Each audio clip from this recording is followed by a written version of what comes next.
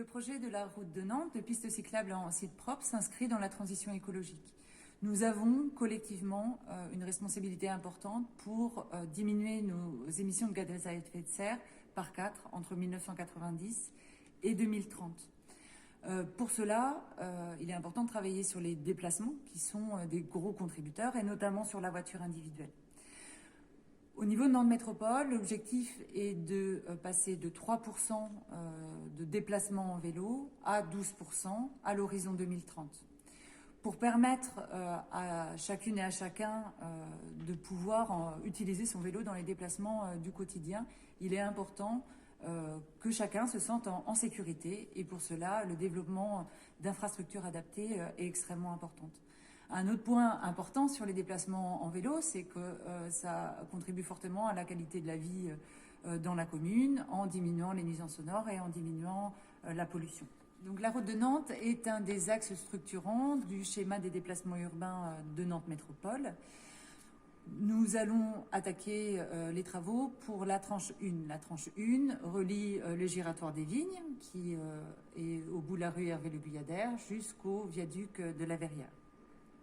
Dans cette tranche sera également réalisée la continuité le long de la route de l'Europe pour permettre la continuité jusqu'à la Vélodyssée au niveau du rond-point d'Hyper-U.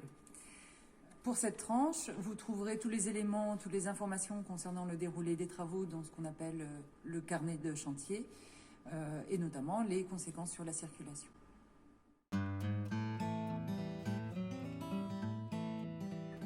Donc il s'agit de la tranche numéro 1, ce qui veut dire qu'il y aura une tranche numéro 2 qui assurera la continuité du viaduc de la Verrière jusqu'à l'arrêt de tramway René Cassin. Ça va être lancé assez rapidement.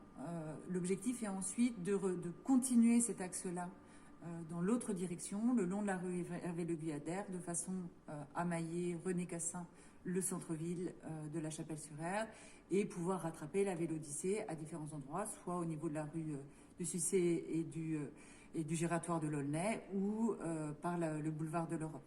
De façon plus générale, un travail sur les continuités cyclables sur la commune et sur le maillage dans la commune va être réalisé dans les prochains mois et années.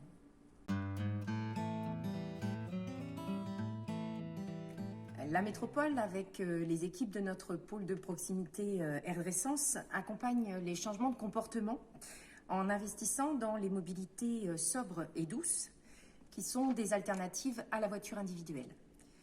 Ce vendredi d'ailleurs, en Conseil métropolitain, une délibération a été votée sur le schéma directeur des itinéraires cyclables, le SDIC, on va le dire comme ça, qui a réaffirmé cette volonté sur le territoire métropolitain, mais également avec les communes voisines. Le plan de déplacement urbain, ce qu'on appelle le PDU 2018-2027, nous engageait tous à augmenter la part modale du vélo dans les déplacements du quotidien, la faisant passer de 3% en 2015 à 12% en 2030. Dans le nouveau SDIC, schéma directeur des itinéraires cyclables, notre route de Nantes est identifiée comme un itinéraire structurant. Et il va donc, de cette manière, connecter la ville de La Chapelle aux autres itinéraires plus ou moins majeurs et structurants du territoire nantais.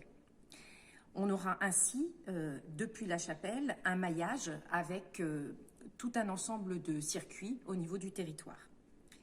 Maillage bien évidemment sécurisé, puisque c'est ce que l'on souhaite lorsqu'on emprunte ce genre d'itinéraire.